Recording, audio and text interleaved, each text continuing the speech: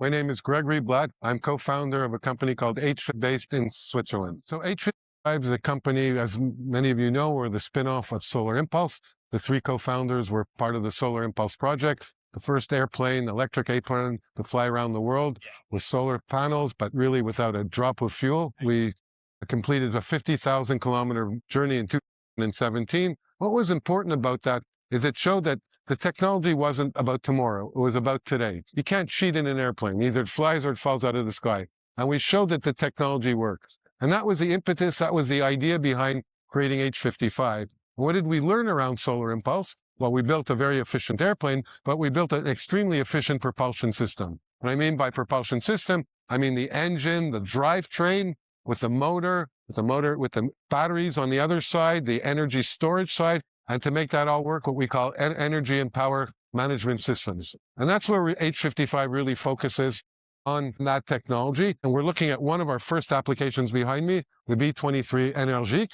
It's an all-electric flight trainer general aviation airplane that has been flying in Europe for the last couple of years and now started flying in as of April of this year. We are now here in Oshkosh in Wisconsin. This is our 7th state. We started in Florida. We were in Alabama, we were in Nevada, Colorado, California, and from here we'll be going to the Hamptons and Montreal. And the idea is to get people to try out the airplane. It's really, who's been trying out? We've had flight instructors, professional pilots, some NASA astronauts even, some heads of deans of aeronautical universities, general aviation enthusiasm, FBOs. Okay, we've done about 160 flights, and the response has been absolutely phenomenal.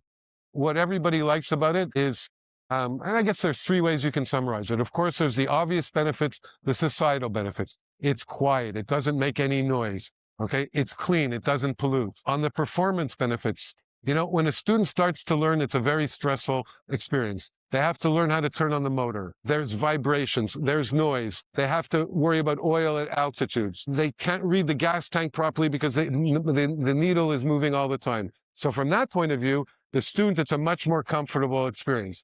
From the economics point of view, well, we all know we're not investing in gas. We don't have the same maintenance costs and expenses with a traditional combustion. The example I like to use is that a typical flight school in the United States with a comparable airplane in combustion will use 2 gallons of gas for startup, for run-up, for waiting time and taxiway. 2 gallons. We use 25 cents of electricity. So that's the third element, what I call the economics, which makes it really a very nice offering. And the reception in the United States has just been absolutely fantastic.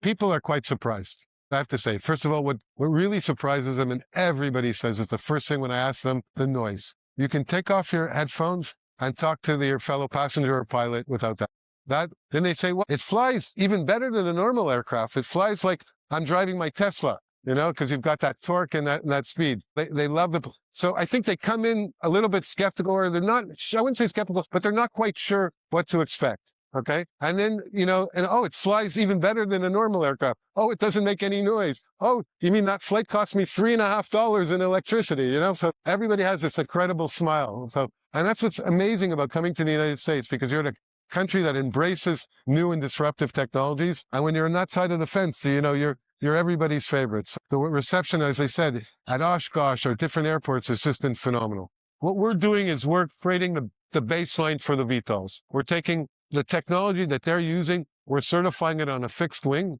which is the starting point. And I think the FAA is comfortable with that because they can get the experience and working with us and the data we share with them to help the VTOLs. The VTOL guys are going to still need to start training on fixed wing applications. We're talking to some of them about using these airplanes. So I think there's a lot of, and as battery density, we'll be moving along the line with battery density. So we'll be meeting their requirements. But as we know in aviation, you know, we can't wait 5 years to start the process. We know that we'll get that battery density in 5 years, but we can't wait because the certification path starts now. So for us, we take a very pragmatic approach. What does battery performance and density allow us to do? And this is a perfect application. You know, we'll be able to fly in the United States 90 minutes total flight time and total endurance time. And 90 minutes allows you to do, you know, all the circuit training and things like that. So it responds very well to that type of need. Final path to certification, our propulsion system will be certified in Europe at the beginning of next year, entry into service into the United States a year later. And of course, with our system, what's great about it is rather than investing in fuel, as people come to the end of the battery cycle, 1,500 hours, let's say, okay, the money that they've saved in fuel, they'll get to be buying better batteries. So when you say the what next, there's always going to be improvements on this each time. And of course, we have other projects going on. This is one of our first customers, but we have projects going on with CAE and Piper to convert their training fleet, the CAE training fleet in the United States. Up to 80 airplanes are foreseen. We work on another project in Canada with Pratt & Whitney and de Havilland on a 49-seat hybrid electric with a 30% fuel savings. That's something personally I'm very bullish about. I think that that's an excellent application. Commuters, the airlines have been struggling with that to make it work. We don't have a good airplane. We don't have a good business model.